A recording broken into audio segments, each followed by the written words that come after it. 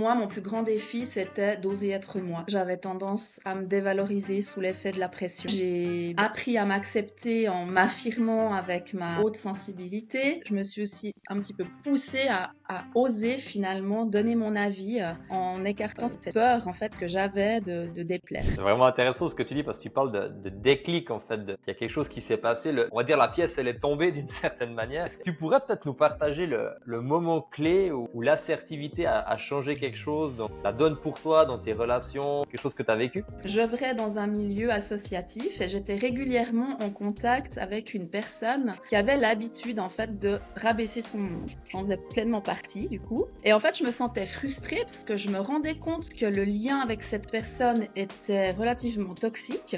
Mais je me sentais toujours clouée et impuissante. Et ça me convenait pas, mais en fait, je disais rien, donc ça me frustrait d'autant plus. Quand Arnaud, tu dis que la pièce est tombée, c'est vraiment ça, parce qu'un jour, cette personne s'est adressée à moi, et puis clairement, ça a pu passer. Et là, vraiment, je lui ai dit, stop, je ne suis plus d'accord que tu t'adresses à moi de cette façon-là. Et je lui ai dit, jusqu'ici, tu m'as parlé comme ça, dorénavant, c'est terminé. Et en fait, c'était là aussi, je ressens de l'émotion en vous disant ça, parce qu'au moment où je dis ça à cette personne, donc en fait, j'ai toujours fonctionné à me laisser dire des choses pas cool. Puis à un moment donné, je dis stop. Et là, je me dis, mais qui c'est qui a parlé à ma place en fait? Je me rends compte que j'ai osé. Et du coup, je me sens à quelque part tremblante de l'intérieur, mais en même temps hyper en joie d'avoir pu me défendre en fait et d'avoir pu me positionner. Et en fait, ce qui m'a impressionnée, c'est que j'ai fixé des limites à ne plus dépasser. Et puis l'autre personne en fait a changé son comportement. Et ça a été en fait le début d'un grand changement. En m'affirmant avec cette assertivité, ça m'a donné plus de confiance en moi, donc plus d'estime. Mes relations ont commencé à changer. Et puis en fait, ça s'est enclenché. Ce que j'ai trouvé vraiment incroyable, c'est qu'il a fallu que je me positionne une fois pour que tout change. Et ça, c'est vraiment encourageant, hein, parce que souvent, je me disais, ouais, faudrait que je dise quelque chose, faudrait que je réagisse, mais de toute façon, est-ce que ça changera vraiment? Est-ce que ça vaudra la peine? Cette personne est comme ça, et puis on change pas les gens. Mais en fait, non, clairement, ça a tout changé. Parce qu'on change pas les gens, mais finalement, nous, on peut se positionner, en fait, accepter ou ne plus accepter, en fait, choisir. Hein. Et ça, c'est vraiment, ouais, ça a vraiment été un cadeau. Et à tous ceux qui nous écoutent, l'assertivité, c'est vraiment un point hyper important. On dit souvent, hein, si tu veux changer ton monde extérieur, tu dois changer ton monde intérieur d'une certaine manière. Donc le changement, il commence chez toi. Et en agissant de cette manière, d'une certaine manière, tu es sorti de ta zone de confort parce que c'était pas dans tes habitudes de prendre position, de t'affirmer, de positionner tes besoins. Ça t'a servi. T'en tires des bénéfices tous les jours. Stéphane, t'aurais toi 2-3 outils pour nous aider ou de plonger un tout petit peu dans comment être plus assertif? Alors oui, bien sûr. Une des manières les plus simples, qui vient d'ailleurs que Géraldine a exprimé, de la communication non violente, c'est le fameux message je. S'exprimer en je, c'est prendre toute l'entière responsabilité de nos propos. C'est dans une citation, je dirais un peu classique, systématique. C'est déjà, donc il y a la notion on parle souvent de déjà dire, exprimer les faits. Ensuite, c'est d'exprimer nos émotions. Je donnerai un exemple. Quels sont les besoins derrière? Vous verrez que souvent, quand on se pose la question de finalement, c'est quoi mon besoin? C'est pas si simple que ça. C'est une vraie question de fond. Et dans les exercices qu'on fait aussi des fois dans les séminaires, on voit que réfléchir à notre besoin profond, c'est finalement quoi mon besoin? Ça va pas toujours de soi. Et des fois, ça nécessite du temps de réflexion. Puis aussi de faire une demande claire. Par exemple, si je donne un exemple, imaginons qu'on est dans une séance de travail et puis que tu fais une présentation, puis quelqu'un intervient pendant ta présentation pour te couper la parole, etc. Tu pourrais lui dire quelque chose comme quand tu interviens pendant que je présente, moi ça me déstabilise, ça me frustre, puis j'aurais juste besoin de pouvoir terminer mon explication. Et ce que je te propose, ça serait la demande, c'est que tu notes les questions, moi je le fais souvent en séminaire d'ailleurs, que tu peux poser à la fin de la séance si j'y ai pas déjà répondu. Quel est l'avantage de, par exemple, cette demande? C'est que la personne, souvent on va poser la question tout simplement parce qu'elle a peur d'oublier. Donc le simple fait de pouvoir noter, ça lui permet de poser les choses et aussi d'être peut-être dans une écoute de meilleure qualité. Ça, c'est typiquement le langage. Alors on peut l'appliquer dans plein de domaines. Et ça, c'est un exemple, je dirais, peut-être le plus simple et en même temps le gros challenge, c'est de dire, je parle de moi et non pas l'erreur à faire, c'est ouais, tu m'interromps tout le temps, tu me frustres, tu ne me respectes pas.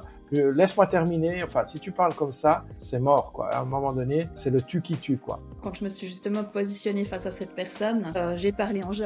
Je ne suis plus d'accord que tu t'adresses à moi de cette façon. Ça a été vraiment c'est comme ça en fait que j'ai réagi. Et puis après, j'ai demandé à ce que, justement, j'ai nommé mon besoin en demandant à ce qu'on puisse échanger avec du respect. Et puis du coup, il y a eu plus de...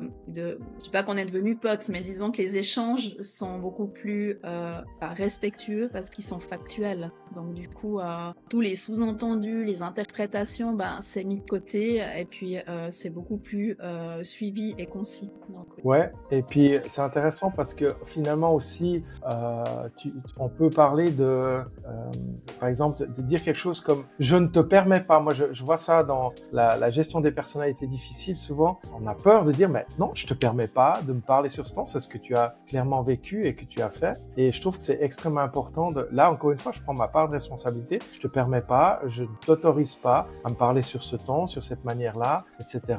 Ça permet aussi de marquer la limite parce que souvent, si nous, on met pas la limite, la personne, elle n'est pas censée la deviner parce qu'on n'a pas tous le même seuil d'acceptation, de tolérance. Donc, ça aussi à nous de nous positionner puis de dire là, tu as atteint la limite, je te permets pas d'aller plus loin. Tu vois, tout ce qu'on partage là, c'est hyper intéressant. Ça me fait penser à un deuxième outil aussi avec l'assertivité qui, Stéphane, t'en as parlé au tout début quand tu présentais le message en jeu. Géraldine, t'en as aussi sous-entendu d'écouter en fait la personne qui est ton vis-à-vis. Et pour moi, l'écoute active est vraiment aussi un outil hyper puissant pour faire preuve d'assertivité parce que c'est pas simplement entendre ce que ton vis-à-vis il est en train de te dire, c'est vraiment d'écouter et de comprendre ce qu'il essaye de te transmettre. Et pratiquer l'écoute active, il y a plusieurs manières. Tu peux reformuler. On le voit aussi dans nos formations quand on parle de l'écoute active. Donc, on pourrait par exemple, si je comprends bien, tu es préoccupé par telle ou telle situation. Si par exemple il y a quelqu'un dans un projet qui est un peu stressé, donc en fait de reformuler les choses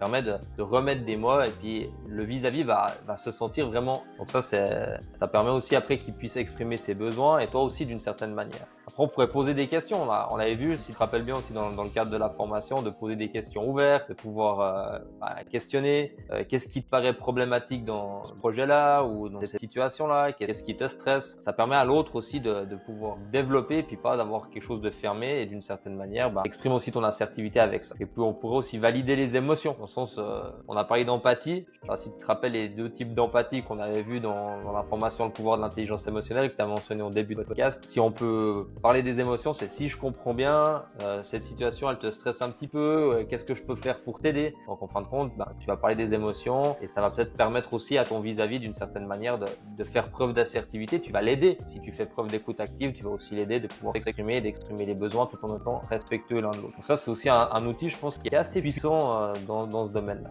C'est vrai que les outils qu'on vous propose là, c'est rien de nouveau. On n'est pas en train de réinventer quelque part la roue. On voit ces outils dans de nombreux livres. Vous trouverez pas mal aussi de tutos là-dessus, etc. Mais en fait, l'écoute active, c'est une question d'attitude.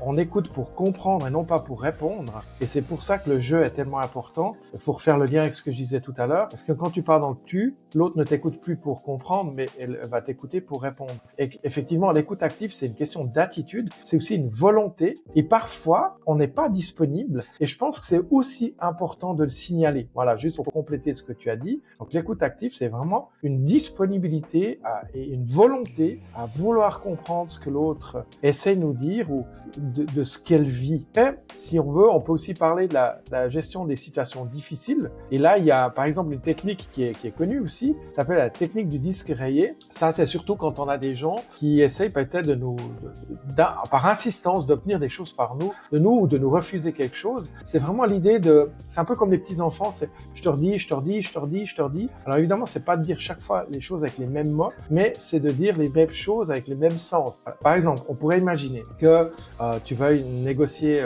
ton salaire, quoi. Qui n'a pas envie de négocier son salaire? Et puis tu vas voir ta ou ton responsable, et puis là elle te dit c'est pas le bon moment pour une augmentation. Alors tu pourrais lui répondre ouais, je comprends, mais tu as demandé de prendre plus de responsabilités, ma charge de travail a augmenté. Ok, le budget maintenant il est serré actuellement. Donc tu vois que la personne elle argumente aussi de son côté, ce qui est compréhensible. Alors tu peux répondre par exemple, je comprends qu'il y a des contraintes budgétaires et mes responsabilités ont augmenté, ma charge de travail a augmenté. En quelque part, le truc c'est de pas lâcher. Alors ça peut paraître pénible par moment, et puis pour certaines personnes ça l'est. Simplement c'est que j'ai décidé d'aller au bout de mon truc et je vais pas lâcher. Alors il faut le faire avec parcimonie. Évidemment, si tu le fais avec tout le monde tout le temps, tu vas probablement te rendre détestable et on va faire un grand contour quand on te verra, on t'évitera. Donc c'est vraiment quand j'ai besoin d'être entendu, d'être respecté, que je peux utiliser ce discret. Alors ça, c'est peut-être quelque chose que j'utiliserai en deuxième ou troisième recours, mais pas de prime abord. J'essaierai quand même d'employer d'autres techniques, par exemple. Une autre technique aussi, c'est ce qu'on appelle la technique du brouillard. C'est face à une critique qui peut être, je dirais, sur le fond assez correcte. Simplement, elle est mal formulée. Par exemple, quelqu'un te dit, toi, là, on est dans le tu. Mettons que tu remettes un rapport à ta hiérarchie. Puis là, ton responsable te dit, ouais, ton rapport, il est beaucoup trop long. Ok, ce qui est peut-être vrai. Alors, ce que tu pourrais répondre, c'est, t'as peut-être raison, et pourrait être plus concis. Et je m'arrête là. Le truc, c'est que, après, on pourrait poser des questions, mais qu'est-ce qu'il faudrait enlever, etc.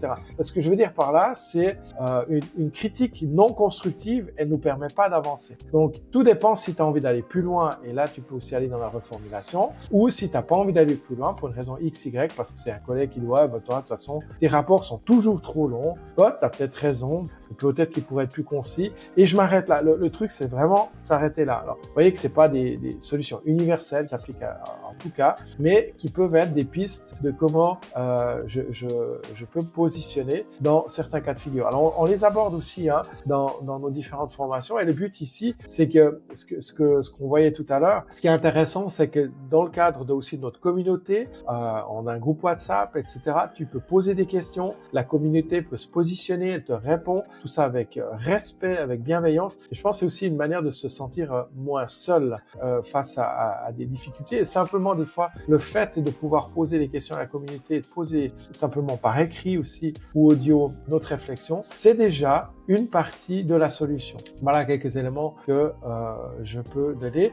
Et puis le dernier peut-être, c'est le truc du temps mort, c'est de dire écoute, là, je sens qu'émotionnellement ça va pas la faire. Là, je pense à David, qui est un de nos membres de la communauté, qui disait qu'il avait demandé 10 minutes pour sortir, et puis il a dit j'ai un truc urgent, je reviens dans 10 minutes. En fait, il sentait que l'émotion, que la colère montait, et puis qu'il aurait probablement dit des choses qui auraient été non souhaitables, et de prendre 10 minutes pour se calmer. Alors, la vraie colère, il faudrait 30 minutes à peu près. Mais voilà, c'est vraiment peut-être de savoir s'arrêter quand on sent que les émotions vont prendre le dessus et que ça va déborder. Voilà quelques pistes, et il y en a plein d'autres, mais je dirais les plus simples à mettre en pratique.